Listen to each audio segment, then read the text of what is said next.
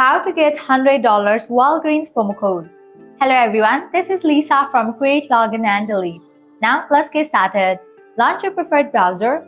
Here we go. At the top you'll see the search box. Over there type in Walgreens promo code and search for it. Different website links will appear. Using any of these websites, you can easily get working promo code for Walgreens. For instance, I'm gonna open this one, Groupon. After you open it, you're gonna find amazing deals and offer. You can see that 25% off, 10% off, $100 off, and many more. Get towards any of the offer that you want to use. Just click on it. You will see the code. You can copy it, then click on Shop Now. With that, you will be directed to the official website of Walgreens. Now you can log into your account, make your purchase, and proceed to checkout. While in the checkout page, you will find the section of promo code.